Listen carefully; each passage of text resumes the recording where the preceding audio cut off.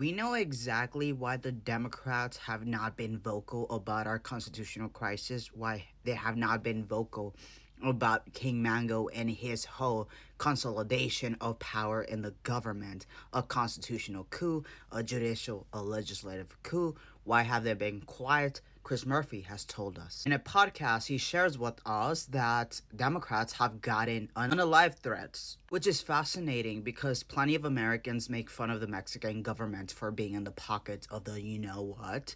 But it's crazy because the ones in Mexico have much more power, much more organized than MAGA over here, yet they made Democrats submit to their threats. That's crazy. And you're gonna have some empathy for them because you're like, wouldn't you do that, Saint Gael, if that was your family? No, if I was a politician and I was insider trading for legal, it's legal, I would send my family to another country until this election is over. But instead, because they were so fearful for their own life, they gave over the country. They gave over our economy. They gave over our society. They gave over transgender Americans. They gave over migrants. They gave over women. They gave over every single one of us and every single day when Trump is doing something that you're like, hey, that's unconstitutional, that's illegal. Know that the Democratic Party enabled this through their lack of backbone, through their fear of retaliation. You see, if you don't want unalive threats, then don't get into government. It's like being a celebrity and complaining about it. Yes, you can complain about it, but be careful, be safe. But in fact, they got so comfortable doing nothing as Democrats that when they actually got unalive threats, they bent over in the knee, right? And so many people will have sympathy for them, but who has sympathy for the transgender Americans who would be caught in the middle, for the migrants who would be caught in the middle, for the women who will not be baby makers without consent, who will be caught in the middle? Who has empathy for these people?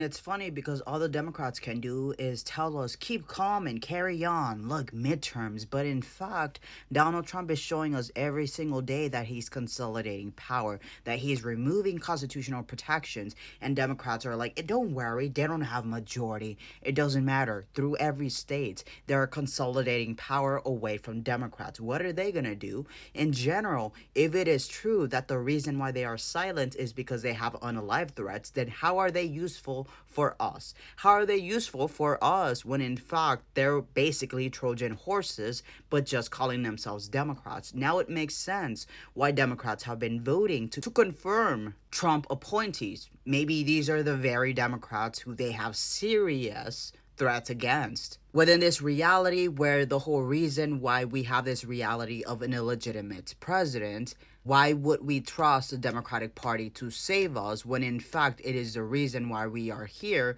because they care too much about their own personal safety that they sacrifice the entire republic? Do you know someone who sacrificed an entire republic for their own safety? Santa Ana, Mexico. He's known as a coward, and the Democratic Party is a coward party.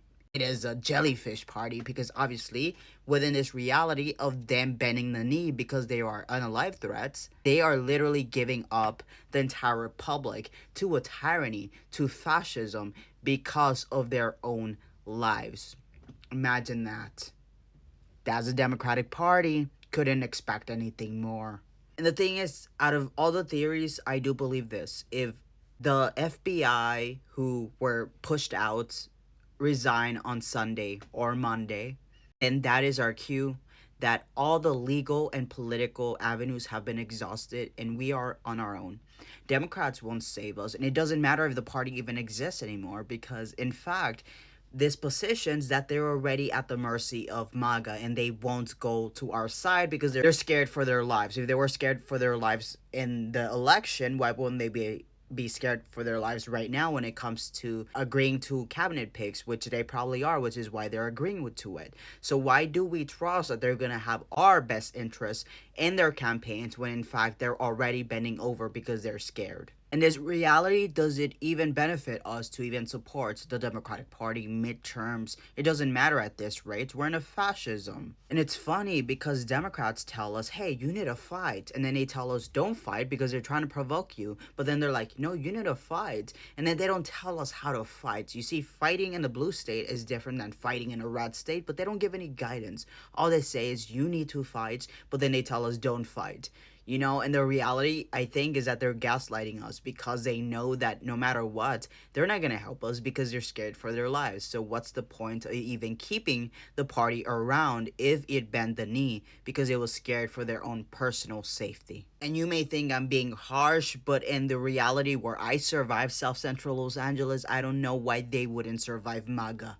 So I just want you to know that every single day when he does something atrocious, it's obviously it is their fault, MAGA, it is Republicans, but someone enabled them. An entity enabled them. An entity allowed for them to come in without even any objections, and that is the Decorum National Party. Now we know why they are silent, because they are scared. They are scared, so they gave over the country. Imagine that, how patriotic. I'm done with the Democratic Party if nothing occurs by Monday. That's my red line. And I got out of the Democratic Party. I'm now no party, but I was open to returning. At this point, I'm not.